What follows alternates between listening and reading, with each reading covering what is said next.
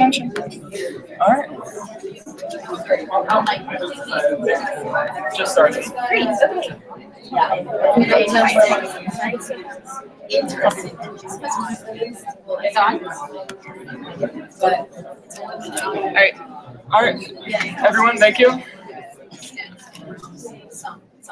Everyone, thank you for coming to the Sustainable Fashion panel. I'm going to turn over to Tara St. James. And then you can just, if you're going to use this or not, you can discuss this. Yeah, perfect. Hi, everyone. Thank you so much for being here. I'm going to quickly introduce myself and each of our panelist presenters today because we have a lot of stuff to go through, and it's going to be, I think, a really, really interesting panel presentation format. But first, I'd like to introduce myself. My name is Tara St. James. I wear two major hats within the fashion industry. One is as a research fellow in sustainability at the Pratt Brooklyn Fashion and Design Accelerator. For those of you who haven't been there, I urge you to come visit.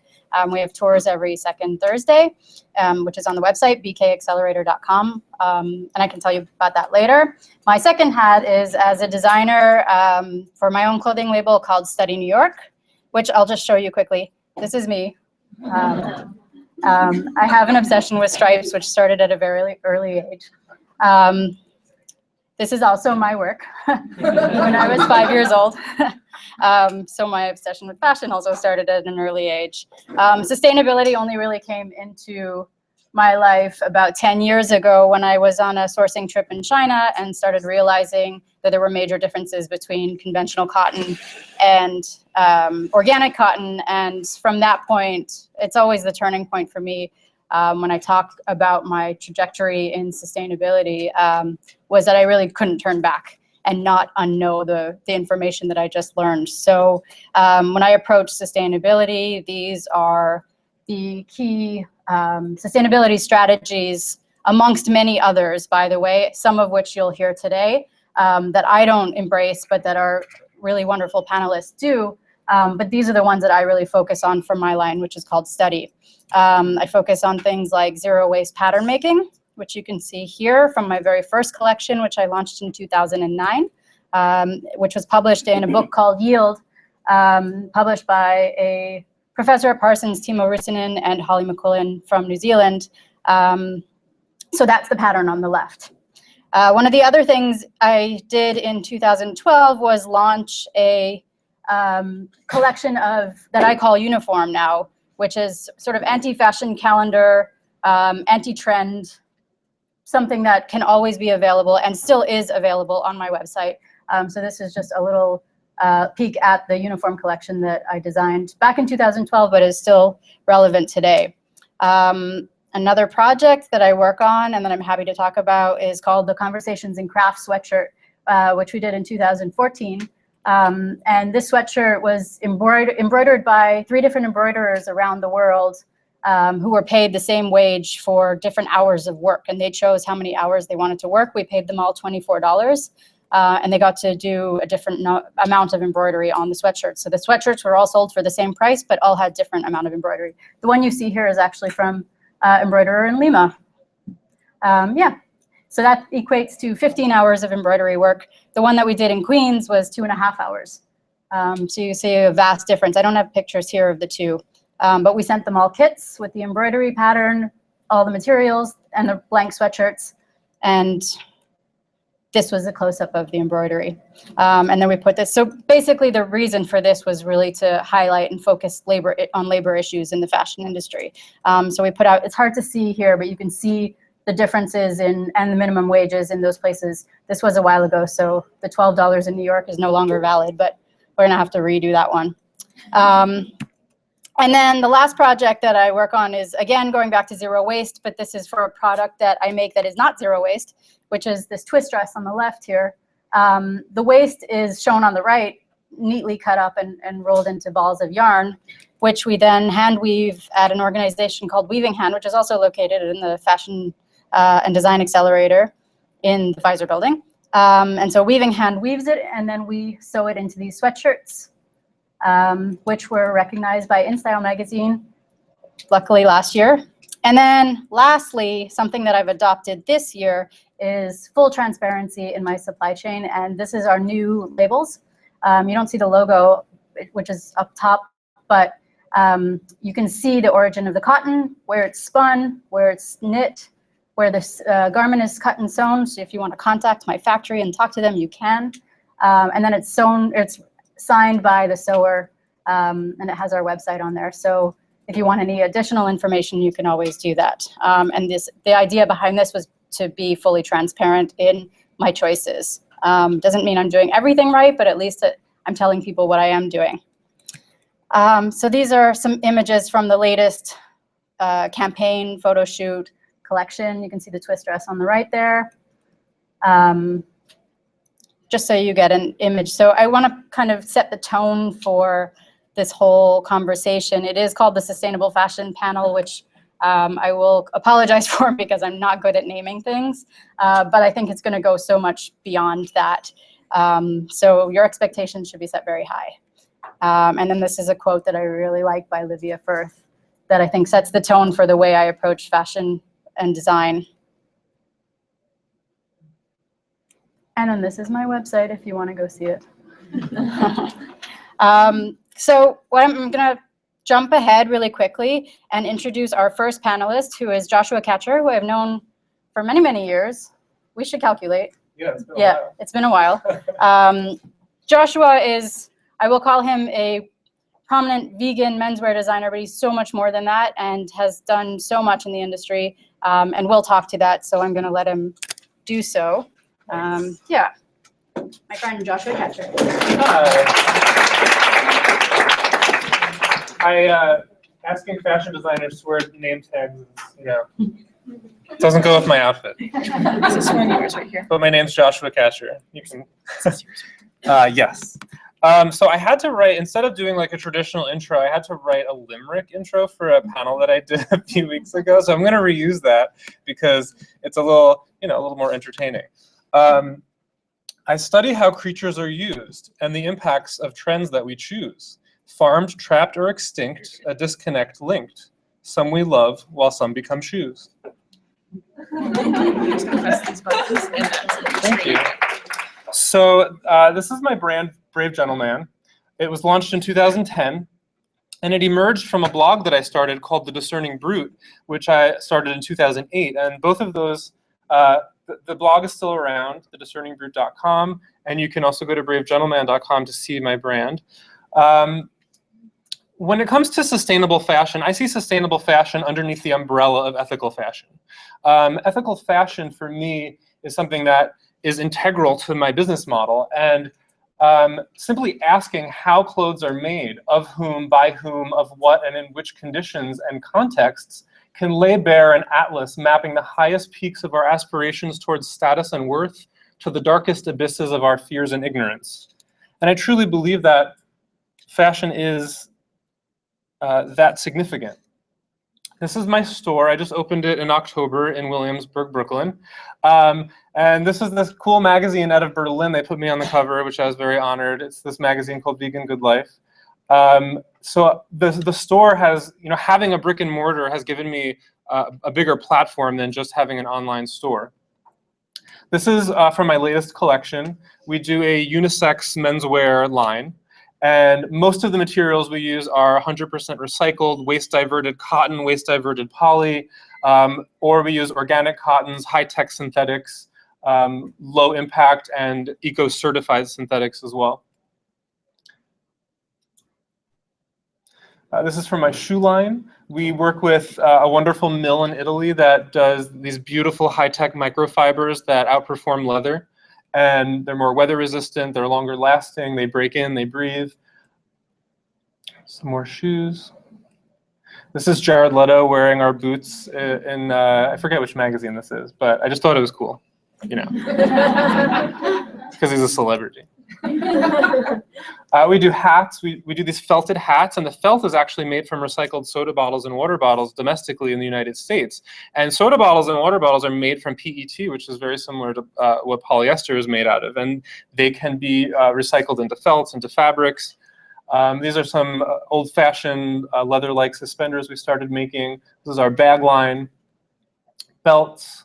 I'm wearing that jacket. This is made from a high-tech Japanese recycled material that, you ever get a cardboard box and it has those packaging straps on it, those plastic packaging straps? In Japan, they're recycling those into these microfibers. This suit on the right is a blend of organic cotton and recycled polyester, similar materials.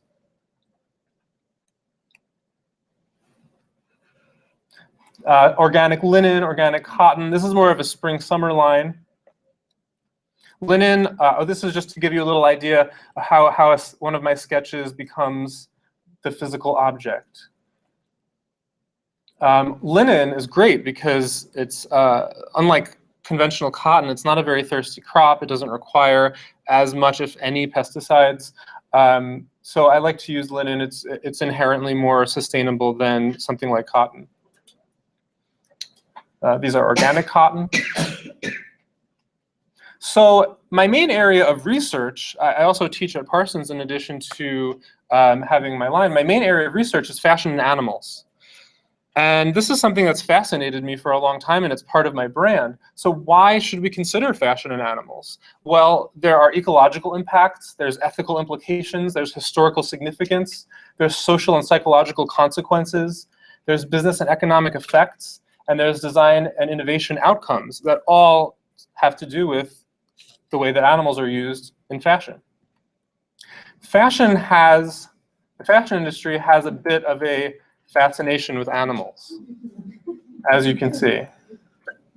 This is just a few images from a database of thousands of images that I've put together, and it goes back into history, this fascination of pairing the animals, some animals that we choose to have as pets and some animals that we choose to wear, and where do we draw that line? This goes back as far as fashion advertising goes back. It goes as far back as fashion plates go. This is one of the earliest fashion plates, and the woman wearing the plume while cuddling her parrot. Which bird lost its feathers and which bird got to live a good life.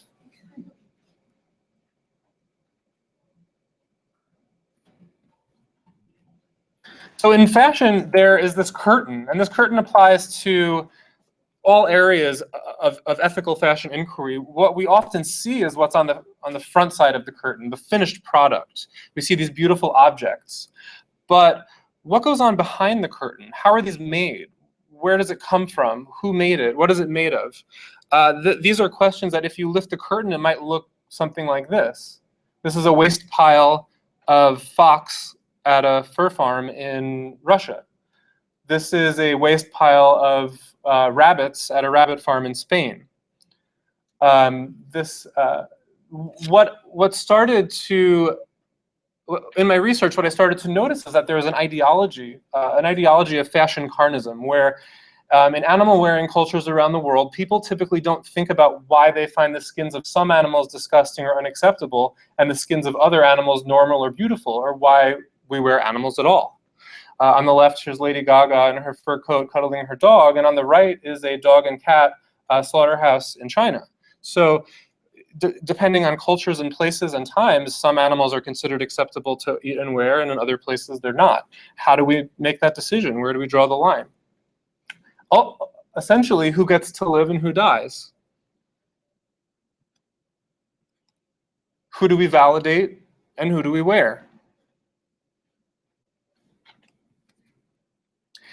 What I'm talking about here is something called aesthetic irrationality. Aesthetics are often regarded as an autonomous sphere removed from the demands of morality. Because something is beautiful, we see it as a good. Because that finished product in front of the curtain is a pretty object, it's seen as a good, as opposed to a bad.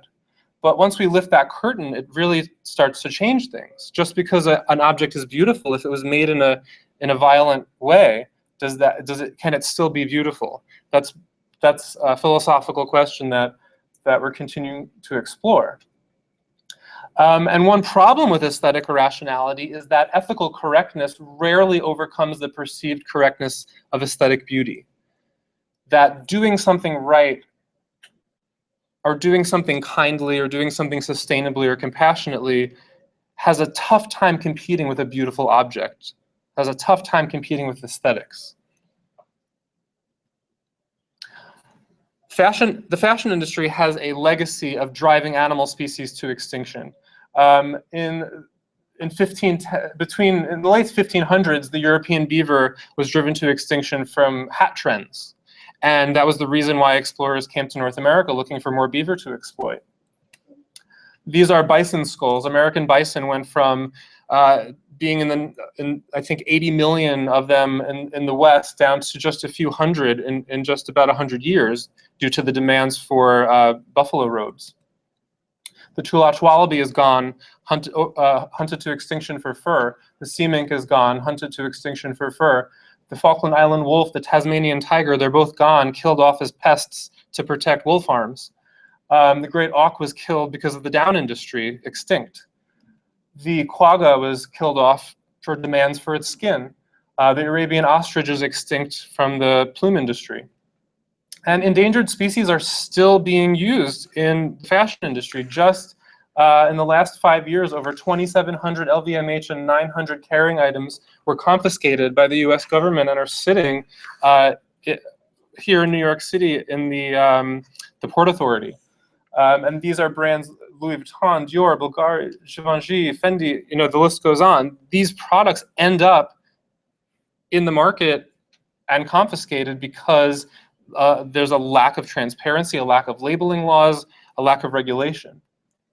So talking about sustainability when it comes to the use of animals, the United Nations reminds us every few years, and they have since this report was released in the early 2000s, that the livestock industry is the #1 contributor to the worst environmental problems. The livestock industry has a more significant impact when it comes to environmental implications than all transportation combined, cars, trains, planes. Raising livestock has that big of an impact. Leather, for example, in 2012, 6.4 million tons of cow hides and skins are being raised or processed globally, up from 1.4 million in 1995. 6.4 million tons is a big number to wrap your head around. So what that means is that's the equivalent of the weight of 19 Empire State Buildings. That's in 1 year. And just in 1 day, 7.7 million liters of untreated liquid waste and 88 tons of untreated solid waste from one tannery in Bangladesh are released each day. The wool industry, not as sustainable as we'd like to think because of the livestock. Sheep currently make up 25% of all land mammals. There's 1 billion sheep on the planet. Those billion sheep require a lot of resources, a lot of land, a lot of processing. And in addition to the environmental implications, there's ethical implications. Each year, more than 100 million animals are killed for their fur worldwide. This is an image from Finland, where supposedly regulations for animal welfare on fur farms are at their highest. Each year, more than 4 million animals are trapped and killed for their fur in the United States. This is a coyote. This is the trim on the Canada Goose coat that everybody has. This is how coyotes are trapped, with leg hold traps. The global demand for wool, there's 1 billion sheep. 1 billion animals are killed each year for the leather industry. And the leather industry is not a byproduct. The leather industry has to be looked at as a meat subsidy. Big meat companies are under no obligation to release figures, but the selling of skins can certainly be very profitable for farmers, while meat is not always so. That was Kate Carter, who's a wonderful investigative reporter at The Guardian. And just in the last 2 years, there are countless investigations that go on at all of these animal production facilities for the fashion industry. There was an undercover investigation into ostrich farming in 2015 that showed some really horrible treatment of animals. Also in December of 2015, an investigation into Bangladeshi leather industry revealed really abhorrent conditions. And a lot of sheep leather is coming from this area of the world. There was an investigation into the crocodile factory farming that's going on in Texas and in Africa. And these are crocodile pools. And there's one pool after the other. It's like a grid. This is factory farming. And these are what are being made into fancy luxury crocodile products. There was a 2015 investigation into a humane sheep farm in Argentina named Avis 21, and this was supposedly the farm with the highest standards. This was a farm that Patagonia and Stella McCartney were sourcing from, and the undercover investigation revealed business as usual, as if it were any other farm where animals were being castrated with no anesthesia, having their tails cut off with no anesthesia, being slaughtered in front of each other. A shearing investigation revealed that shearing is not just a haircut. These animals get cut badly. It's a high volume, pay by volume industry. There was 70 Spanish rabbit farms in 2015 investigated that supplied Marc Jacobs, Diane von Furstenberg, Burberry, Dior, Armani, and so on. And the conditions on these 70 European rabbit farms were horrible. A 2016 rabbit farm investigation in China revealed similar things. Angora investigations in 2013 showed how Angora rabbits have their hair ripped out of their bodies by the handful and they scream. So ultimately, what all of this research has shown me is that we like to look at fashion as a personal choice. What we like to wear is a personal choice. But should a personal choice have a victim? Does that make it a personal choice anymore? What about the choice of the animal? Do we validate the animal as having a choice? For me, it's not a matter of how animals are used. It's a matter that they are used. Animals do not belong in the fashion production system or any industrial system for that matter. This grid here, those are sheds. This is one farm. And in every one of those sheds, there's thousands of animals. And this is just one farm. And it's also an issue that's intersectional. It's not just about animals. Often the people processing these animal products are exploited equally as much. These are children working in a liming bath with no protective equipment. A liming bath is designed to get hair to fall out of the leather. So they're scraping hair from the leather in these toxic chemicals, no protective gear, in an illegal tannery. And this is commonplace in places like Bangladesh. So what are the solutions? A sustainable and ethical solution for this problem. Well, one solution is cellular agriculture and biofabrication. Soon we're going to be growing animal products in the laboratory. We'll be able to grow leather and fur and wool, and they're already growing silk, and it's on the market. Spider silk specifically. They've programmed yeast to spit out spider silk. High-tech recycling and synthetics, like the materials that I use. I don't use wool, but I use a blend of recycled cotton and recycled poly that looks and feels pretty much like wool. Plant-based organics. There's a new company called Pinatex that's making leather from pineapple waste. There are companies working on mushroom leather from mycelium. 3D and bioprinting are going to be a huge solution to making these products available in a way that is ethical, where we'll be able to print with biological materials and grow things. And that is the conclusion of my presentation. Thank you.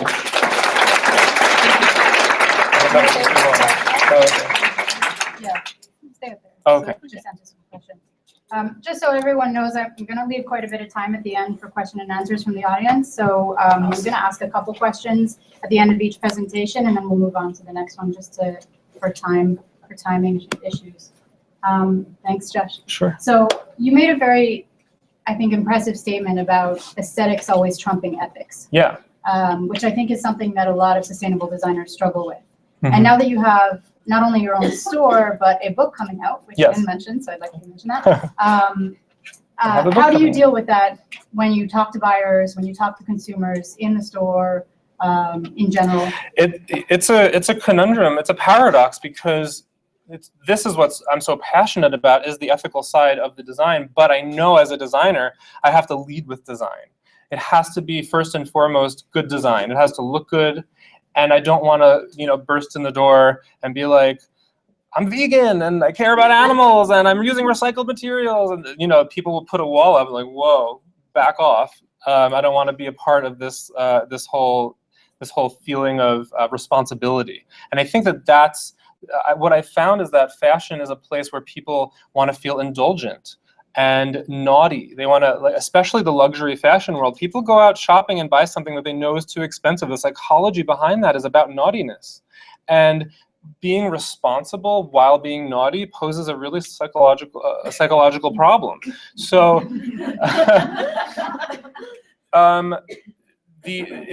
shopping is an emotional thing. People make impulse decisions. Yes, there's an exception to that, but I feel like overall I have to lead with good design, and then I sort of like later I'm like, oh, and by the way, it's also made ethically. And then I test the water and see if they want to know more about it. Great. And then the book. Oh yeah, and I'm currently finishing up a book. It's called Fashion Animals. I'm hoping it'll be published before the end of the year, but I can't say much more because I'm in talks with a publisher. So yeah, thank you. Look for it. Thanks.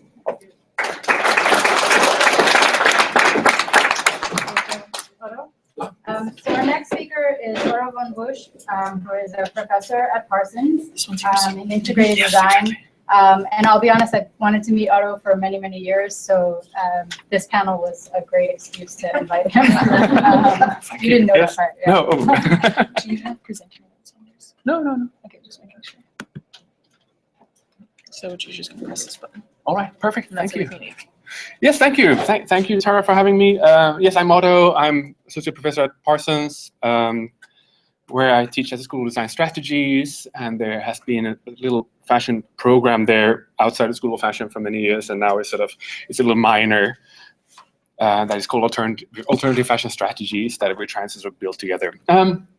Yeah, I finished my PhD like 10 years ago about fashion and hacktivism. So I've been sort of pigeonholed as that person that does, oh, fashion and hacking, that has to be Otto. So then sort of, so it's a little hard, getting out of it, but also, so that's, but we will come to that.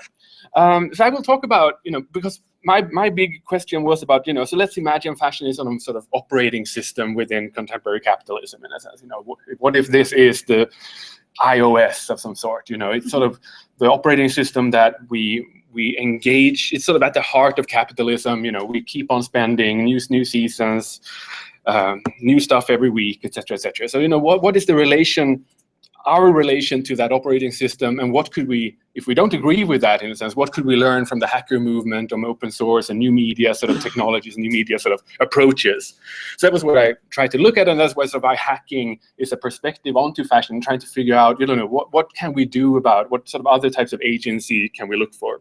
And that is also what I call fashionability, meaning that the idea is that, how do I as a designer try to make my consumer or my client or whatever more fashion-able rather than buying fashionable stuff in a sense, So can fashion be sort of a skill, and I as a fashion designer try to cultivate this skill among my followers, or what do you want to say, rather than try to sort of feed onto their anxieties and push for an addiction to me, because of course that's how I survive. That making you addicted to my shit, that's basically, how. No, but I mean and so there's a paradox in the sense of how fashion sort of operates, and if we really want to sort of re-examine this, could there be a way of, could we learn from the hacking movement?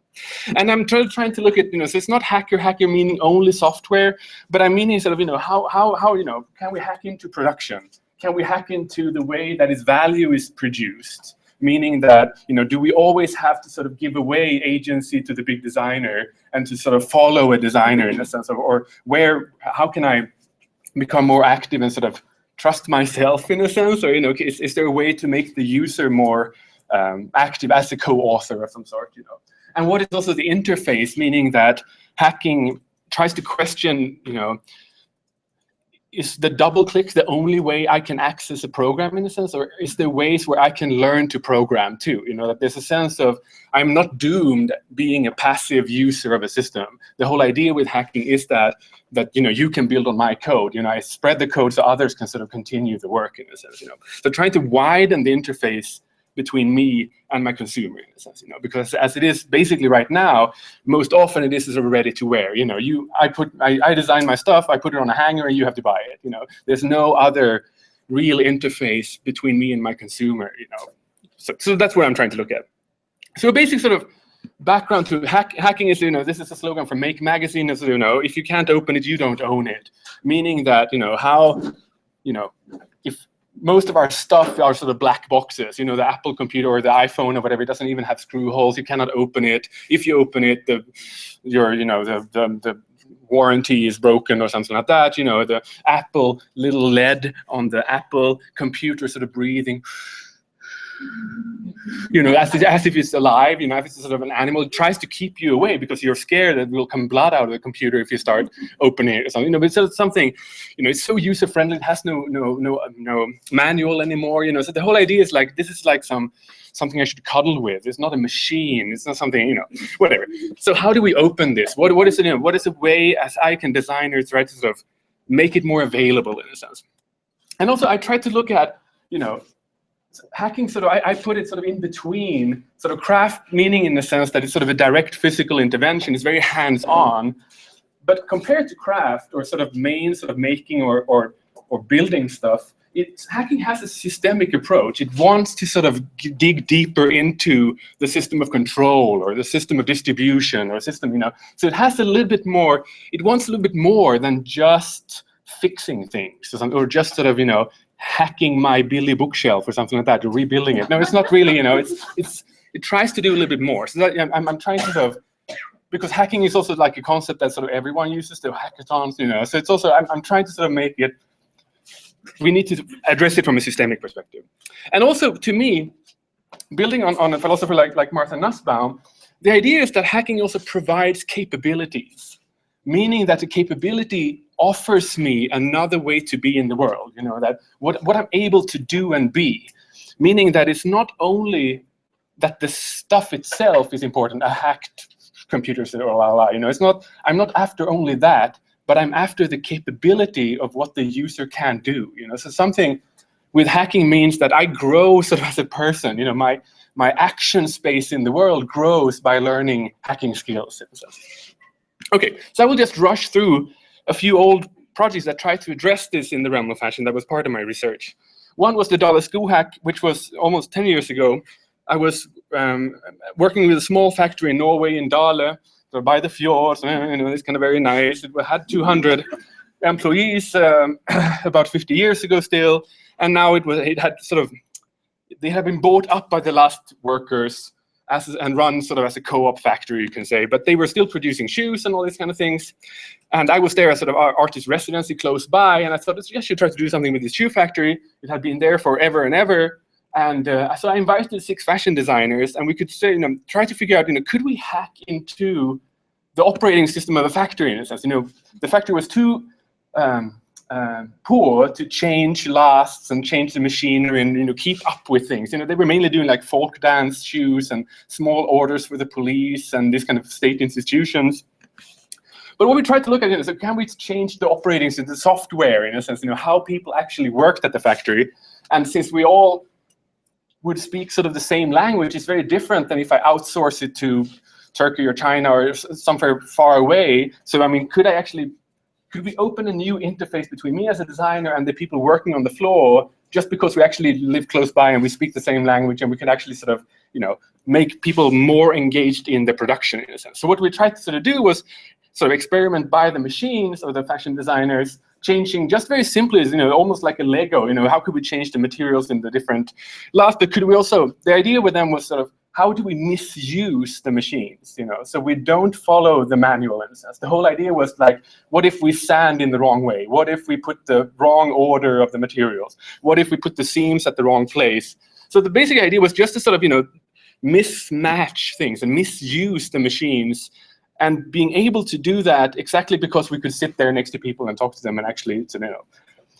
And also, of course, it was a little, because they were basically co-owners, it was a little bit easier to, because they were not totally sort of robot-like, if you want to say.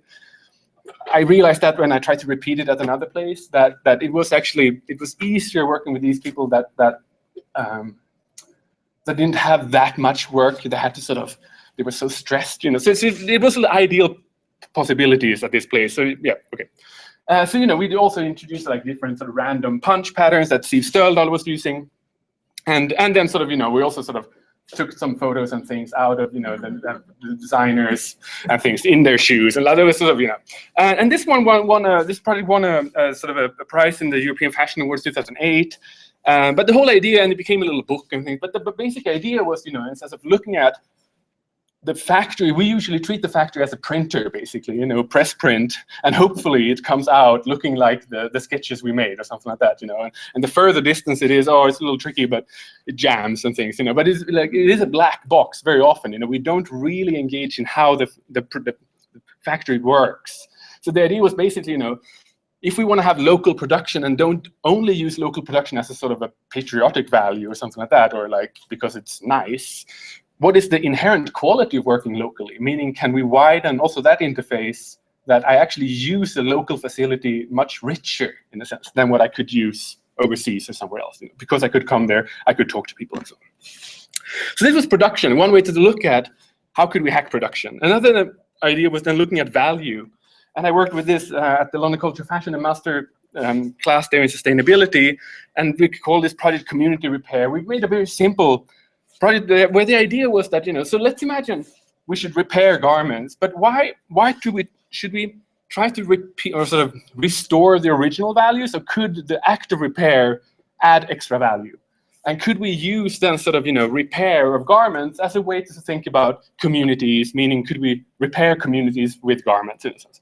Basically, the idea was just to get the students to think about, what other values can the act of repair add to a garment?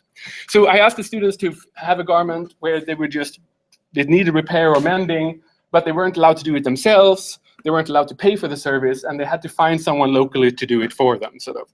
And they had to barter for that service. So Benedict was finding a community center where they were doing a hat course. He had his old father's shirt remade into hats, and he paid back to these ladies with taking portrait photographs of them, and these are parts of the hats that came out. But basically, you see the point. The basic finding, how a garment becomes a sort of a part of a barter system where the transformation adds new value to it. Emily Towers, she was commuting to her parents every now and then in Paris, and she was sitting on the London-Paris train and transforming this jacket into some sort of Red Riding Hood narrative, but she was engaging the people on the train to do the attachment, the sort of embroidery and embellishments on it, and then also she used a little shop or cafe in Paris that's called Sweatshop, where you would rent a sewing machine for €6 an hour and use all their stuff. So, so she tried to sort of find ways with that. René Lacroix, she was also coming to the local community center in Bethnal Green, where she was living, and they changed the lining on her trench coat, and then she had it exhibited at the Museum of Childhood in Bethnal Green, and it was auctioned off, and all the money from the coat went back to the community center. So basically the idea was, as I said, and also exactly she embroidered also the sort of the post code on this one. But the idea was basically, so how can we think about how do I, as a designer, engage in my community and use clothes not only as a way to sort of sell them, but what are some of the social values that could be produced by sort of, could there be a social service, could there be, a service economy that would be based on something like this? And then coming out to the final part, the idea of the interface, or where does production happen? And I was playing with this idea that I've been cooking in my head for some time, about what is sort of fashion code, or what are sort of dress codes, and coming out of this Roland Barthes book that I had to read sort of as a student, and nobody really understood why, because it's really horrible or sort of boring book. And Barthes was also troubled and sort of withdrew it, or sort of, was whatever. But but somehow many fashion students have to sort of, is this theory? I don't know, whatever. But I was playing with this idea. So what is code? And can we actually play with this idea that there is such things as dress code? What if these dress codes are actually real? And what if these codes are almost like the sort of the moves on chess, meaning that it's actually very physical code that actually produces certain moves, in a sense. So I was just playing with this idea, what would be a very sustainable or immaterial way of thinking about code? Because code then is just ways of moving stuff around.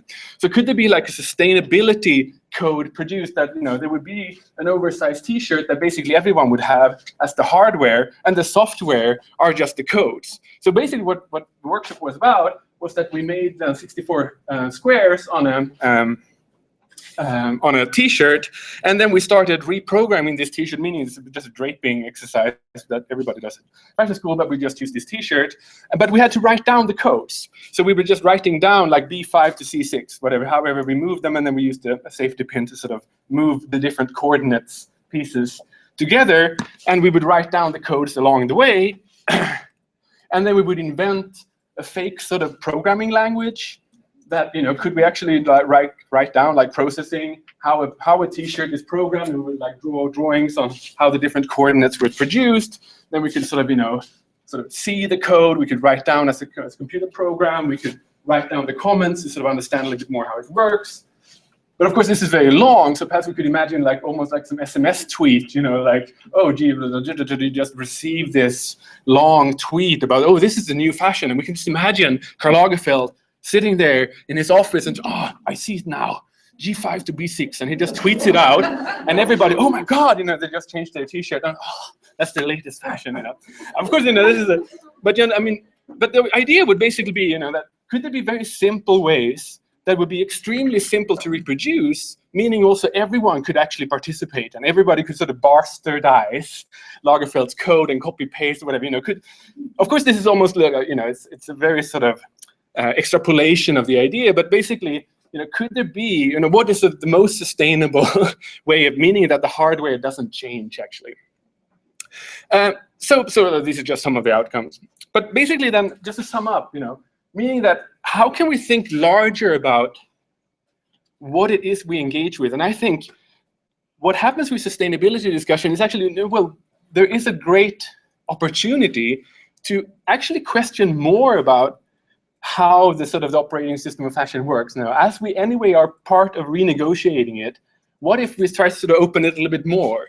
Meaning that, can we look at production differently? The way I use a factory, if I'm going to move back production to New York or work with people in the garment district, do I still treat them like a printer, or can there be ways that I actually engage much more and try to get more and other values out of that production? Also, the production of value, meaning that, what values do I produce as a designer, and what other values can I be promoting and producing socially in my neighborhood, what other values, meaning I'm not only producing myths and sort of aesthetics, but sort of, are there other social values I can mobilize by my design? And also then, in a sense, participation, what is my relationship to my user? Can the user be part of sort of hacking and be building on my stuff? Can there be ways of trading it and so on? And I think this also comes back to, to cultivate capabilities. To me, I'm thinking about the 3 R's. What is it? Reuse, reduce, recycle, the sort of the classical ones. And then in this, what's mine is yours. What's her name? Rachel Boatman. With the sharing economy, suddenly everybody talks about the 2 extra R's, which is like repair and redistribute. So there's more repair going on, and redistribution is like Airbnb, and we start sharing stuff, and But basically, the idea is like, can we look at sharing as a larger economy, meaning that we also redistribute the stuff. We don't only repair it and reuse it, but we try to find ways that things are flowing differently around society. And then perhaps we also think more. So should there actually be ways we think about resilience, for example, meaning or reconciliation, and perhaps in the end, should we perhaps also talk about resistance, meaning that, perhaps we should not accept everything that sort of the old fashion paradigm has been sort of promoting along the line, but we as designers actually say, no, certain things I'm just not going to work with. Animal skin, I'm not going to work with it. I'm also not going to work with sweatshop, blah, blah, blah, but also training us to actually say no. And to me, I'm sort of finishing up because to me, I'm thinking about, could we talk about some sort of deep fashion, not sort of intellectually deep, that is, but deeper in the sense that, is this it? The way we look at fashion today, it's cheap, it costs you, a t-shirt costs you as much as a latte macchiato or something like that. I know more about where my coffee is produced than what I know where my t-shirt is produced, so that perhaps I even spend more ethical considerations on getting a fair trade coffee than I do on my t-shirt or whatever I'm buying, But could there be ways for us to sort of question the way that we engage with fashion and look at fashion, meaning that the depth is not only in that it's better, but it could be deeper in the sense of engagement. It could be deeper in the sense of producing a richer life for people, in a sense. So now when we fix fashion and make it sustainable, are we just sort of adding a little bit eco here and a little sort of sustainability there? But can there be ways that fashion is actually producing better people? Or that fashion can be a way for us to address much deeper issues, much more psychological issues, social issues, meaning who participates in society.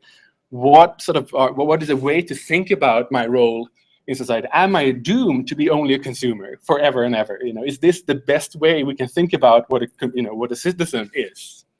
So I'm playing with this idea. So what is a fashion that actually tries to work on a much deeper level, meaning that issues of citizenship, issues of participation in society and such things. And this is also what was sort of the thesis fashionable, and you can download all this on this address. All right, thank you, everyone. Oh yes, question. Sorry. Yes. Thank you. Oh, So on your website, this website right here, you have something of an ode to John Lennon. Oh, that's true. Which, yes, I'm particularly fond of, called Fashion is Over. Yes, I imagine you know what I'm talking about. Yes, yes. And it reads, imagine people say, I have enough, I am happy as I am, I don't think I'll buy another fashionable garment. I have had enough of aesthetic competition.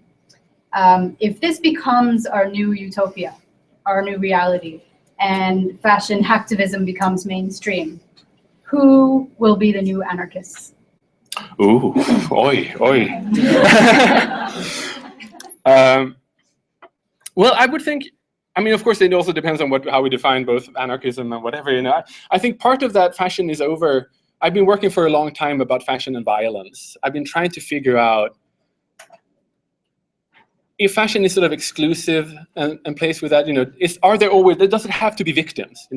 Does there have to be, in order for me to feel better about myself, do I also have to look down on someone else? Does the idea of promoting self-assertion or beauty or whatever, do we automatically produce ugly people? Do we automatically produce exclusion? Is there a zero-sum game in a sense? Because we think that everyone can be beautiful or whatever, but are we just raising the ladder and just raising the standard and producing more anxiety in a sense? And this, of course, comes back to sort of rivalry and competition. Is it all part? And coming back to violence, because I think the interesting part with fashion is also that it's deemed to be shallow, and we who work with fashion know that it's not so shallow. But at the same time, it's used shallowly because we know it's shallow, in a sense. So the bouncer at the nightclub will say, no sneakers tonight, to people of color or people who look poor or something like that. Because you cannot really answer to that, because you all know it's shallow. It's only about my clothes. I'm not talking about you. I'm talking about your clothes. No sneakers tonight. Go home and change. And then you come back and, of course, something has changed. And the beautiful people, the rich people, they pass by with their sneakers because they have like some other cool sneakers. But there's something about it that clothes are nice shoes, Otto, in the school cafeteria, and that means no, it's not at all nice shoes, Otto. It means don't come and sit with us, But we use clothes. We use clothes to exclude people. We use clothes as the perfect interface to bully. And does it have to be like that? Or if me as a fashion designer wants to sort of disarm fashion in a sense, how do I work? Can I, as a fashion designer, build courage and build self-esteem that is not dependent on the clothing I'm trying to sell, rather than feed into a system of anxiety where I produce the addiction where you need to come to me in order to feel strong in a sense, So meaning that, so this fashion is over, it comes back to this, is fashion and war sort of similar? Is the opposite of fashion peace? The opposite of fashion is not unfashion, the opposite of fashion is peace. And how do we promote peace? Perhaps we cannot promote peace by reproducing more and more clothes, in a sense. That is not a way to produce a more tranquil, a more reflective, a more honest society with relationships. So it comes back to that. And I would say that perhaps anarchism would be a little bit more sort of, the idea of self-governance, that, how do I become more strong, but without ending up in a relationship of addiction, that I only feel strong because I wear nice looking clothes. I am strong because together with my fashion designer, I have built courage. I have built self-esteem. The relationship I have with a fashion designer is more like a therapist, or or more like an educator or something like that, more than as a sort of someone that just keeps on producing stuff. Wow. That was a long answer. I'm sorry. Okay. Okay. Well, thank you. Thank you. Thank you. Okay, our last presentation is going to be Lucia Cuba, who I first met when she was doing her artist in residency program at the Textile Arts Center here in Brooklyn. And who is now an educator, an artist, designer, etc. Someone told me that. Oh, look at that. Yeah, thanks. Sorry. It's okay. I didn't get to, oh, you were right. I was Hi. just presenting. Oh, okay. This is it here on the screen. Yes, and can I see it here too? Yeah. Okay. I'm going right now. Thank you. Thank you, Tara. Thank you for the invitation, and thank you so much for being here.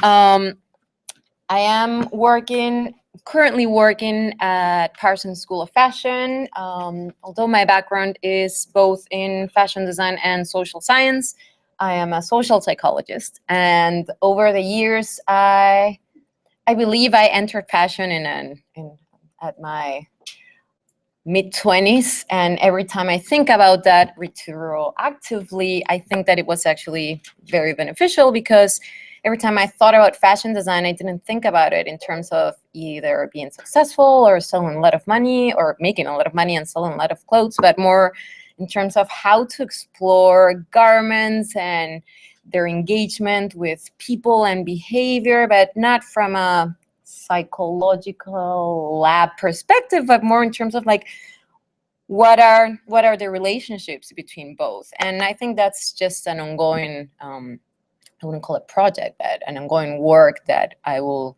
never end up discovering.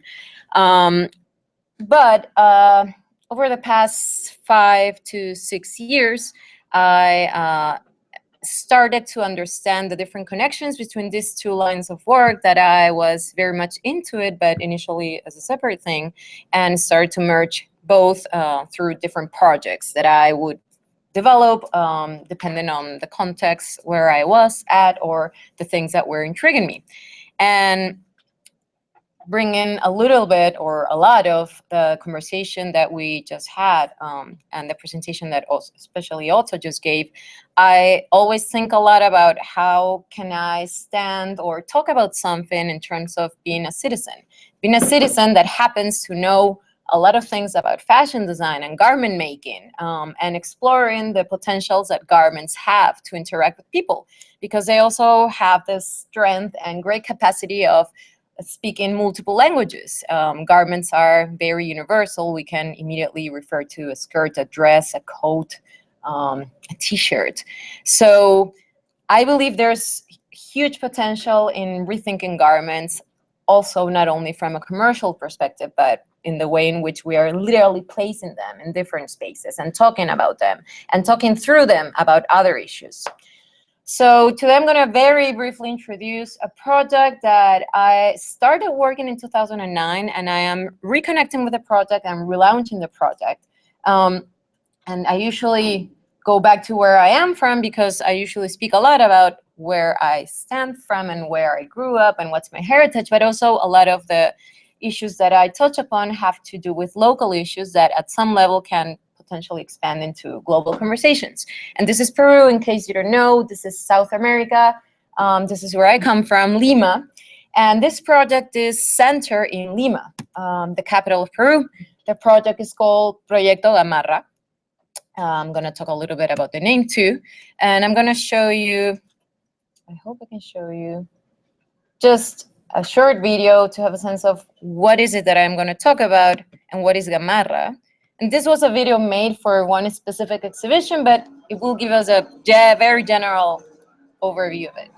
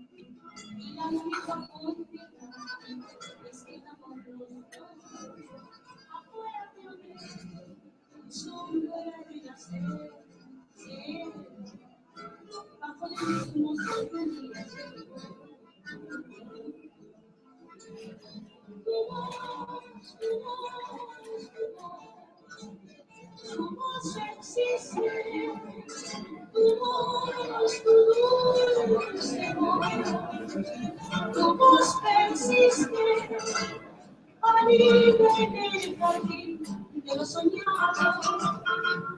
Y no tienes decir que te he olvidado por mí.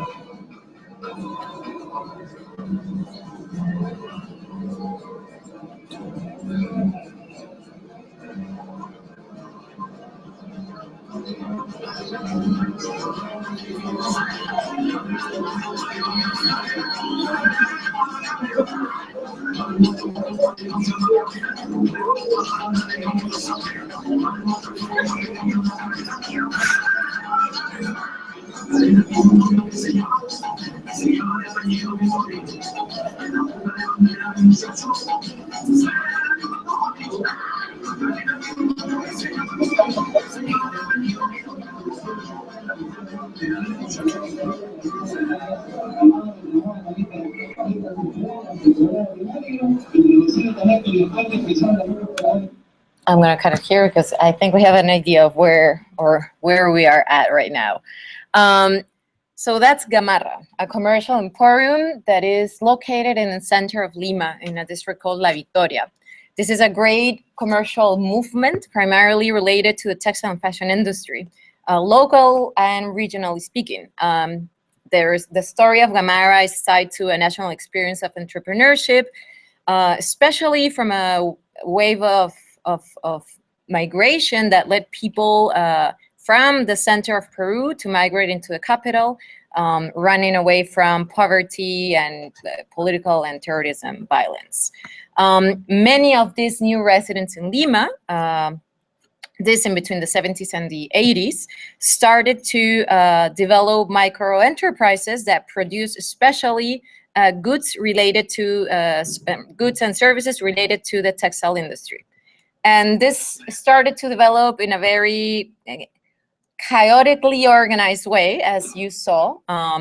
Gamarra is located in over 20 city blocks in La Victoria district. It's an important economic center, both in a local and regional context. And it's also a model for textile and fashion design production. It concentrates around, because these are estimated statistics, but over 24,000 stores that employ at least 52,512 people. So we're talking about this massive space employing a lot of people in completely different contexts. So this is the type of conglomerate of people and urban ecologies you will feel not only on the streets of Gamarra, where consumers and producers are constantly walking around, but inside the retail stores or the production places. So some of them follow labor regulations and some of them don't, especially don't. So yeah, we're talking about an average of 39,700 people working in commercial stores focused on textile manufacturing, 4,293 stores where garments are produced, 998 stores dedicated exclusively to textile manufacturing, et cetera, et cetera, et cetera. This without even pulling out numbers in terms of public health issues related to, for example, the garment workers, or education and the expectancy of life and quality of life within these spaces. And the way in which in some cases, production services are placed with or following local and state level regulations and international regulations, but not everyone is necessarily working in the same structure.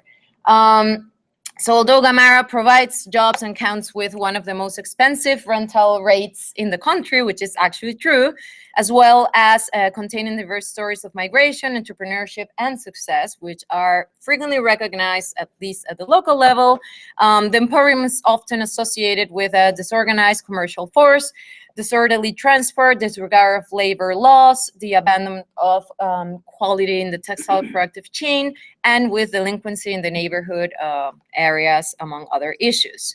Also, and just to highlight, this is one of the main providers of materials and sourcing for local fashion designers.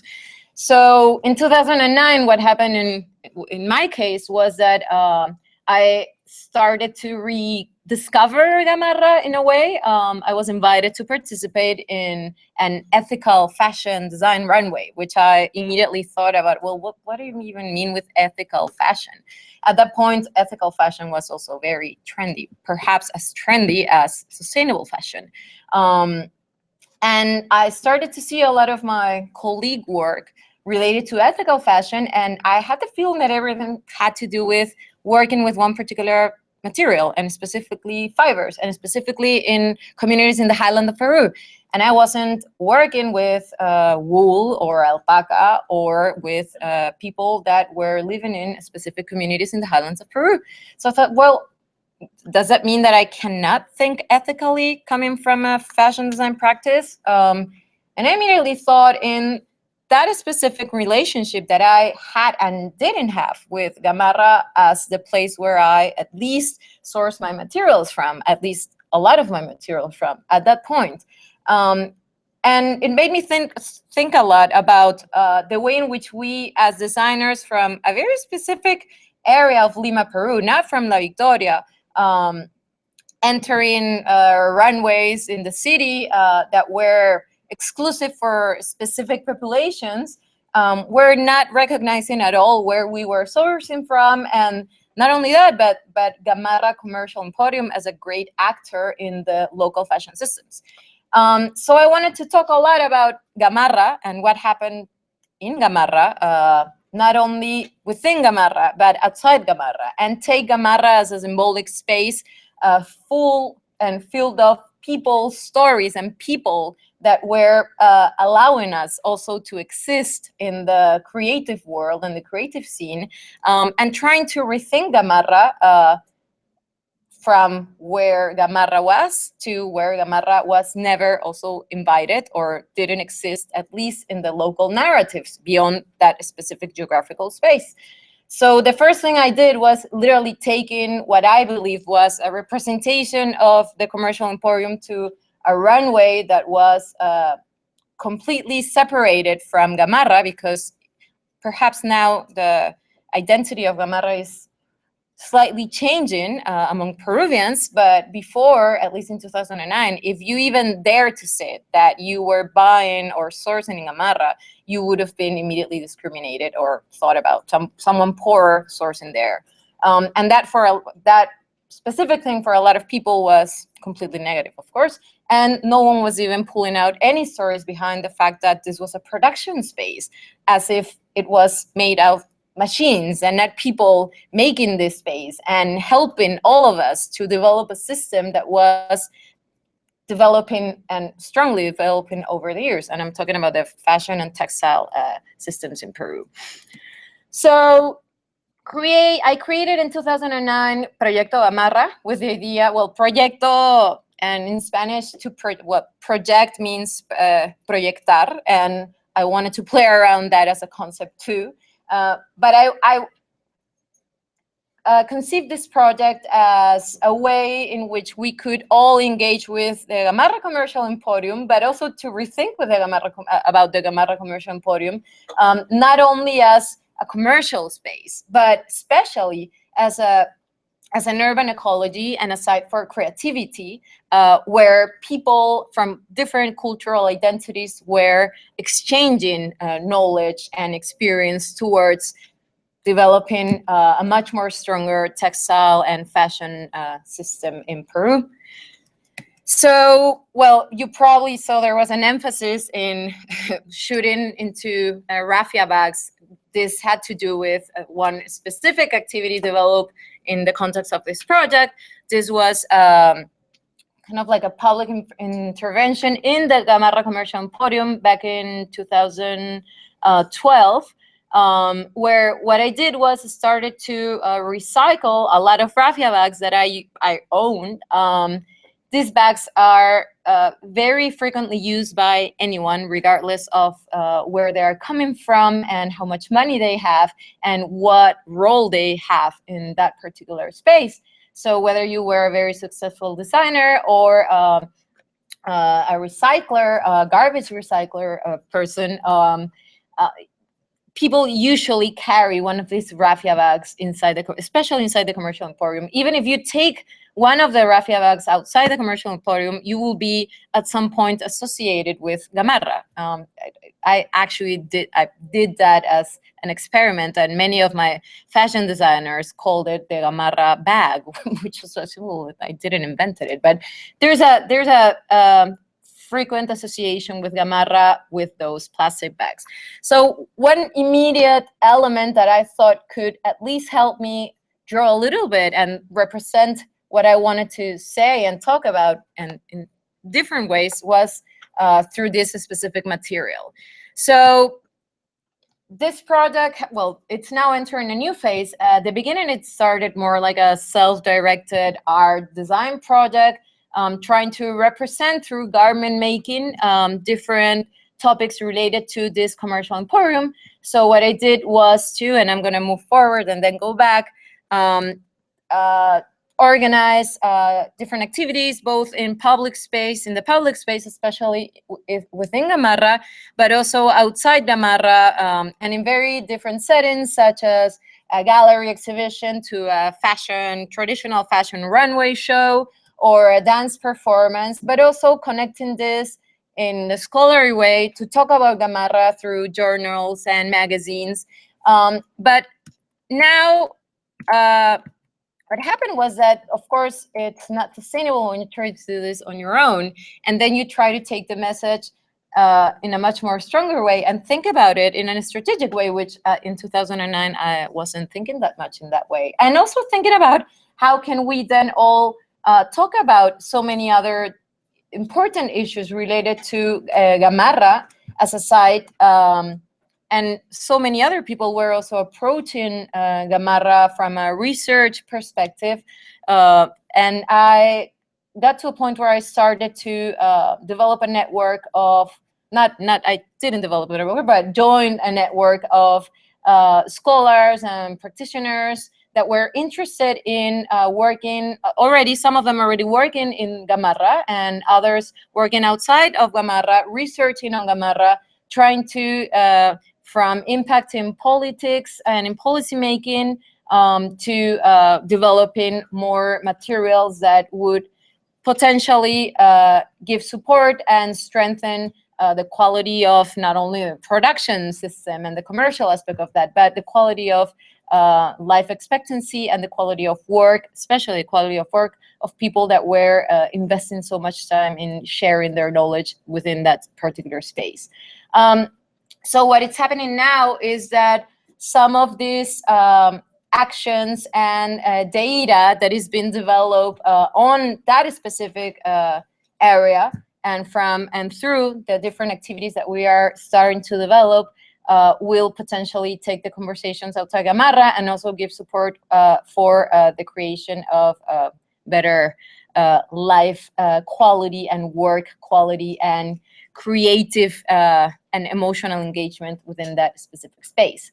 So this works in different ways. The main medium is garments as one of the strategies, and how garments can active different conversations and garment making through what we could call creative engagement, or trying to pull out specific materials that are very much related to the identity of that space, but also where we are taking these garments and how can people relate to that.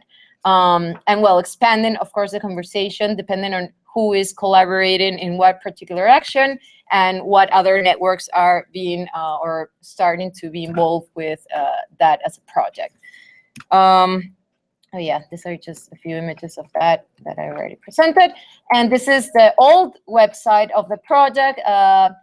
I should be launching the new website probably in August this year, and with specific actions that are already part of a strong network of collaborations to keep on expanding the conversations and the things that we can possibly do within Gamarra and with people that are daily working in Gamarra as well.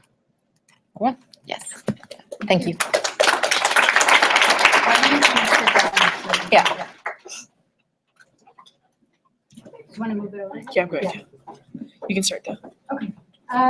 So I think I want to leave a little bit of time, and I know there were requests a bit for time. So I want to leave a little bit of time for your questions, because I imagine you have many.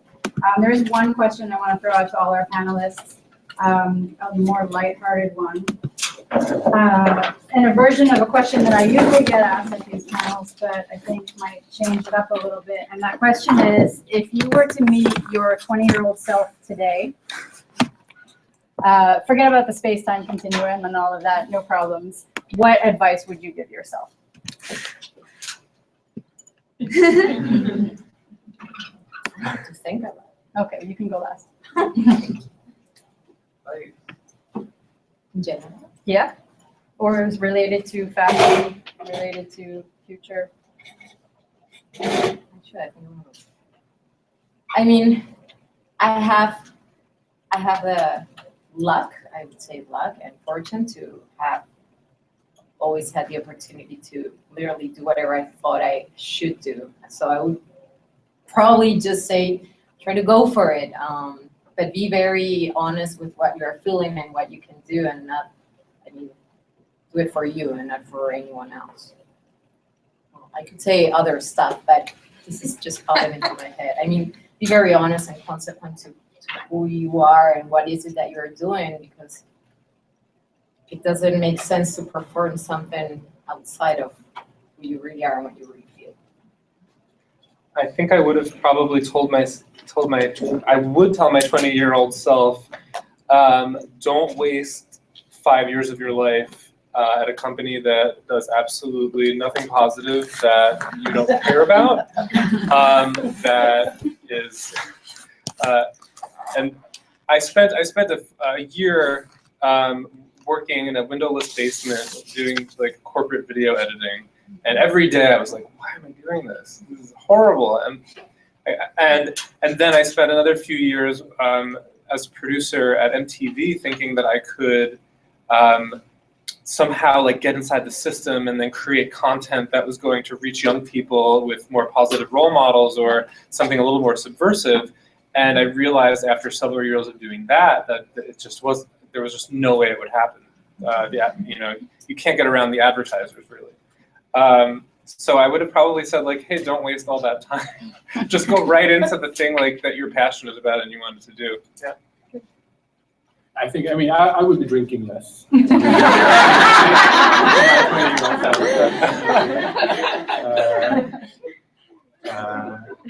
I think in my studies, I think I should have encouraged myself to take more broader sort of electives, in the sense that I think I thought at the time that digging deeper into the same subject would help me.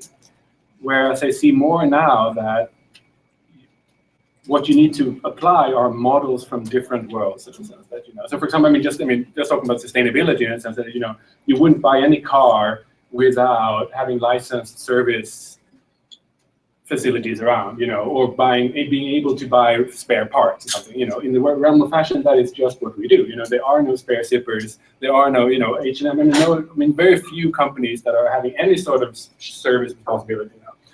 And that won't happen by me digging deeper and deeper into the world of fashion. I will need to look at, well, how does it work with whitewares? How does it work with car industry? What makes us be able to invest different, So it's more like, I would have encouraged myself to look wider and cherry pick differences and to sort of bring them back in, rather than exactly be so focused that I thought that the answers were there.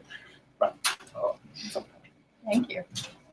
Okay, let's open up the floor, because I know we're running short on time. You had your hand up before I even finished the sentence, so why don't you go? I'm sorry. So as a 20-year-old, I have a question. I'm curious where you guys buy your clothing, and also I'm really interested.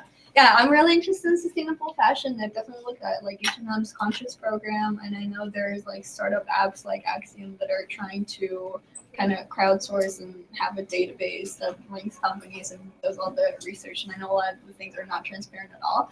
But I was wondering if you have a suggestion for companies and where to buy clothing that would be appropriate money-wise for like the average 20-year-old consumer.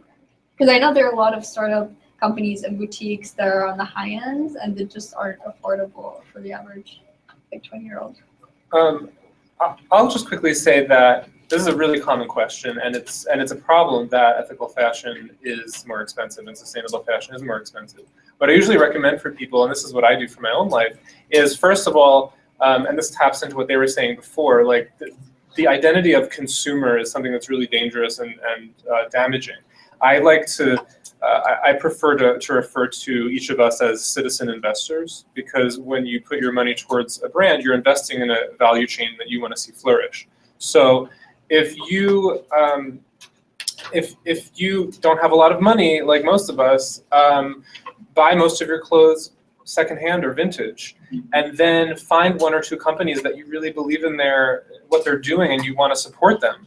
Because that money doesn't just line their pockets, it goes and pays workers, and it goes and invests in the development of new materials. And there's been a lot of research showing that people who spend a little bit more on sustainable fashion, they end up spending about the same amount as people who buy a lot of fast fashion.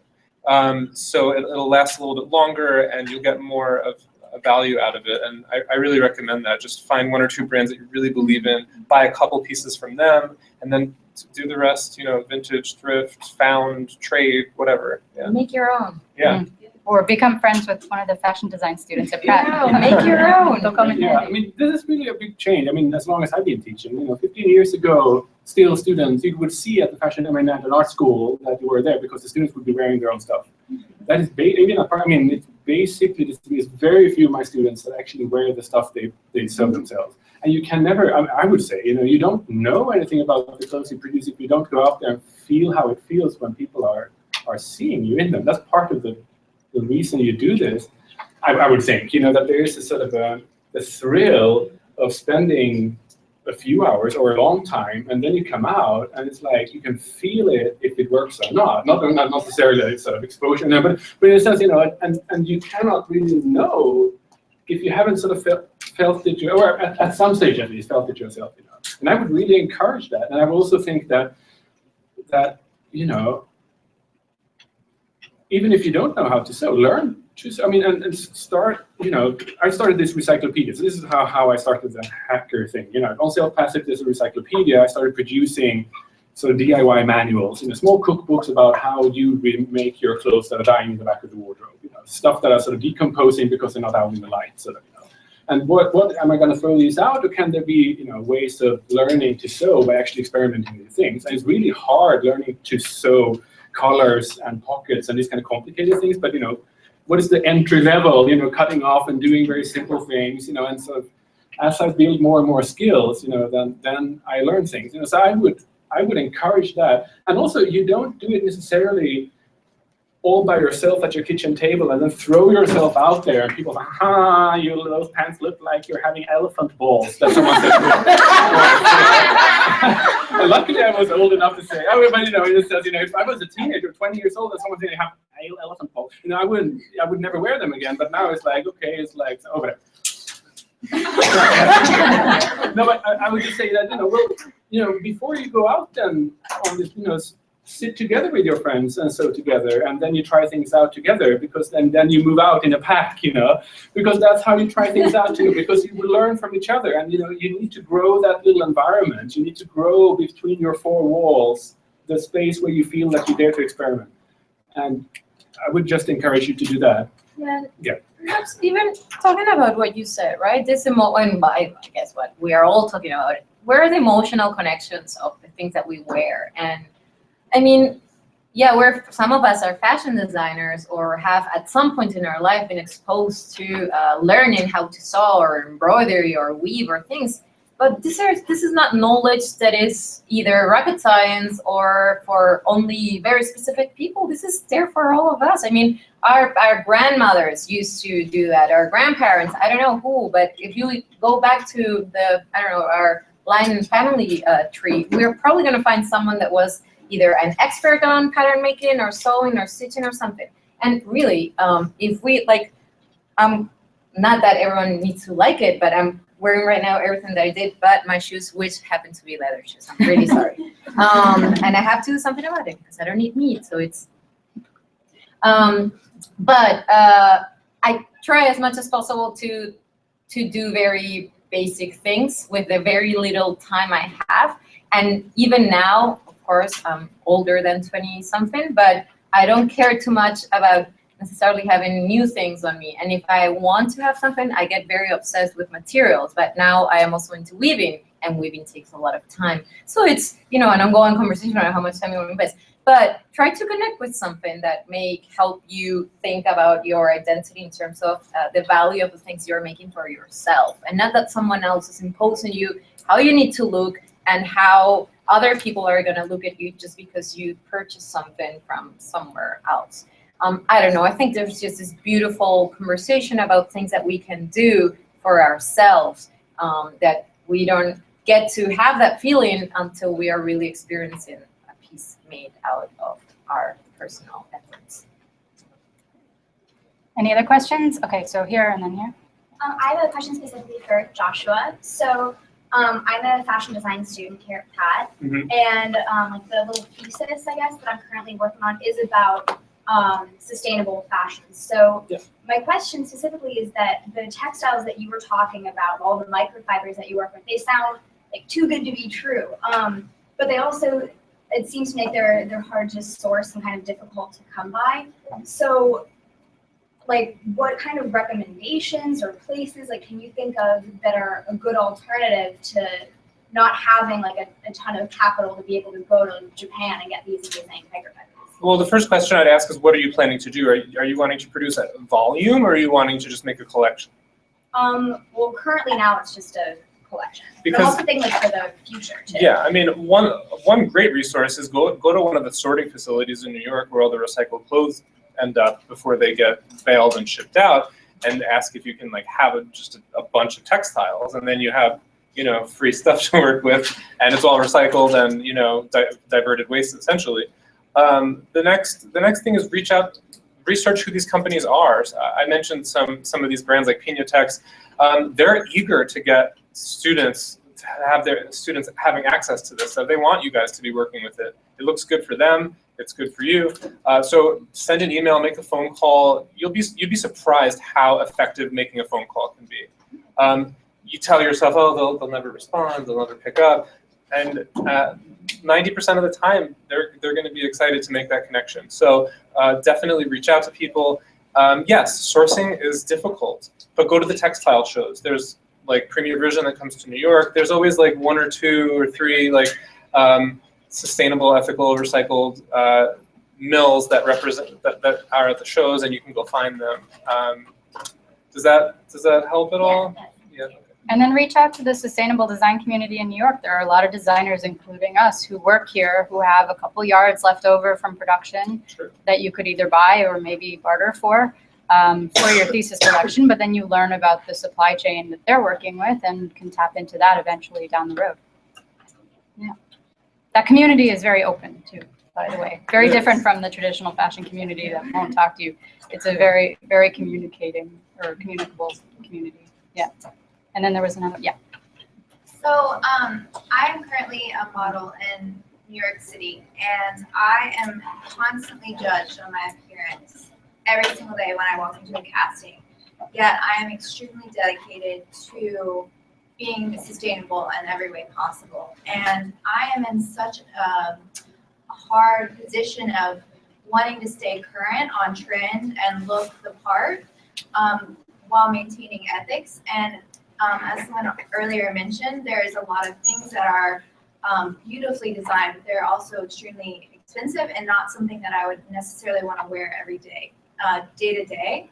And I'm wondering if there's a way to remain relevant in the fashion industry while also maintaining your ethics and sustainability. Well, I guess I could take a stab. I think that remaining on trend it feels like that's always the right thing to do in your situation, but actually to pick a classic uniform might be a better solution for you, because that way you have pieces that you know where they're sourced from, and maybe they are a little bit more expensive. We have fewer of them. And what you really want to display in that is yourself, right? So if you're wearing, for example, a classic white shirt, that it fits really well, you feel really good in it, you are then able to show yourself without compromising. You don't have to, and accessories would be my other thing, I love accessories. Put on a simple uniform and then accessories the hell out of it. I guess I'm curious to ask, are you worried that in your desire to remain relevant, is it something that like your job is at stake?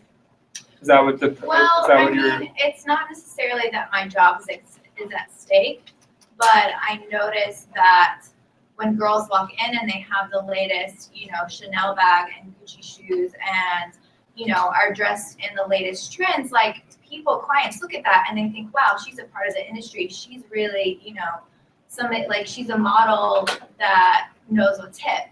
And I already do implement a very wardrobe style because that's the way that I have been able to implement it so far. But I have found that it doesn't give you the edge necessarily that you need. And I understand this is kind of a very specific question. I apologize, but it's just I am hoping that there's a way that that you can stay relevant just in the fact that you look amazing. I don't even know exactly what relevancy means because it's so opinion based for each client, but it's something that I'm really grappling with right now. I mean, I would assume that, and I've done castings myself, and I know people who do that. It's less about what the model is showing up wearing, and more about who they are, if they're going to fit with the campaign that you're doing. So maybe that's unless you've had an experience where that's happened, I would say maybe that's just a form of anxiety that you need to really just like throw out the window and be like, I'm going to show up in in my old jeans and a t-shirt and get that uniform that you're saying, and look at yourself more as like if you really want to embrace this role of being a model, like you're this blank canvas, you can become anyone. And I wouldn't be so anxious about having the latest and coolest stuff. Yeah. Okay. Oh, wow. Okay, let's go over here. So 1, 2, 3, and then 4. If we can get through all of that. Yeah. I'm probably a little older in the room, so I speak from some experience. I feel like learning our craft as designers takes a long time to get it really right and to do it well. But we're all talking about incorporating new technologies and new vocabularies and an appreciation for science and all that can do. In terms of the education piece, would you guys recommend a shift in fashion education to be more inclusive of other sciences, technologies, so that we produce a next generation that's more able to navigate cross collaborative efforts? I think this question could be a panel in itself. Yeah, but yes, I would say, and I think that is where a lot of education is moving today too. I mean, it is becoming more sort of broader and things, I guess the question is too, is what sort of technology, I mean, to me, I think the tricky part is how do we avoid that in this cross disciplines, for example, if you take too much social sciences, in a sense, there's a risk that you become very cynical. Meaning that, oh my God, it's all a conspiracy and it's all patriarchy and we're all going to die. But the more, and there's something that is very stifling and quite hard to get out of. And as a designer in such classes, for example, you automatically become this person that is sort of, I'm sort of get the little blame. Sort of, because all the other ones, such as humanist studies and the liberal arts, and they know what's, they've read more Marx or something. But so I would just, how do you preserve a sort of your sort of a creative push or sort of a constructive approach that things can be done, so, while still sort of listening into the sort of the critiques that come from different fields. I mean, to me, teaching fashion and technology for many years, and there's always this kind of the tendency always falling back to blinking LEDs and this kind of stuff, or there's something about that that's almost a parody of technology, or it becomes embedding sensors that produces big data, which it brings the worst kind. It brings surveillance into clothing, or it brings a parody of technology into clothing, or it brings a parody of Marxism into clothing. I think the tricky part is, when you're broadening out, how to avoid falling into the sort of the pitfalls of just producing. Yeah, you understand what I mean. Yeah. But there is, I have a feeling, at least from where we are standing at right now, I recently joined Parsons School of Fashion, and we have a new curriculum, and it's trying to not only respond to a few people that are thinking about changing the curriculum, but also about what's happening out there, right? And I like to think that the fashion systems around the world, and I come from Peru, I relate a lot to my experience to that too, but there is a shift of thinking, at least I think a door that is opening towards critical thinking, I would love to say. So now we have conversations in classrooms with people that are talking about sustainability and what does that even mean for each one of us. So yeah, from the formal side of education to the non-formal, where we are starting to slowly think about fashion design and fashion design systems and practices, not only as Vogue magazine or Fashion Week or I don't know, your $1,000 white T-shirt, right? And it goes beyond that. And yes, I think there is a great effort in trying to expand the conversations and be more diverse and inclusive from a very open way.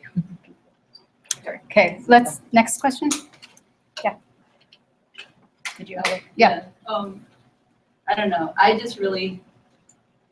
been to a lot of sustainable, conferences and whatever, and really this conversation, I kept looking to see if it was videotaped because it was just so profound in so many ways. I want to replay it over and over again. Well, it was live streamed, so yes.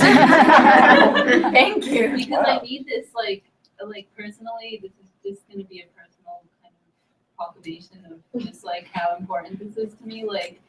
Really, just being in the fashion industry every day, I have these moments of I'm really I feel passionate. I'm yeah, I'm going to do this. And then other days where I'm just oh man, this is just so overwhelming, this entire industry. And I don't know, so it's this it's the high I guess that's why I'm a fashion designer. I've always wanted to be one. It's like the highs and lows of fashion, like going into the department store and being like, oh my God, I miss being here. I do get a physical high of being in a department store, but then I'm like, oh crap, this is not sustainable. This is not, I don't know what I'm trying to say. But Well, I think it's, you know what I'm saying?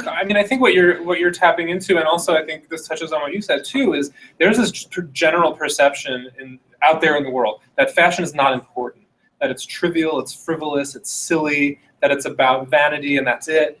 And meanwhile, it's this global industry that has huge impacts. It's the second leading polluter in the world. And these huge impacts met with this perception that it's not important is a really sinister combination. And what you're talking about, this feeling of like, why am I doing this? I mean, it's important that there are people doing this and that there are people having these conversations. So I think we have to really challenge this notion that fashion is silly. And that's one of the challenges to getting it to be more cross-disciplinary, is that the other disciplines kind of poo-pooed fashion for, up until maybe only 10 years ago. And we're only now just seeing how all of these other disciplines can really, fashion is the way that we form our visual identities. It's about who we are. And why do we prefer to have a marketed story told to us about who we are rather than the authenticity of how something's made or who made it? And that, I think, is so much more powerful. So, yeah. Okay. I think we're going to call it a day because it looks like Carolyn just gave me a look. But I want to say thank you to all of you so much for your great work and for your presentations.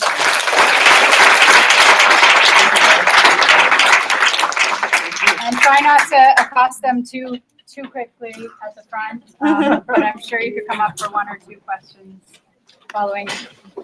Thank you, Tara, for organizing this. Yes.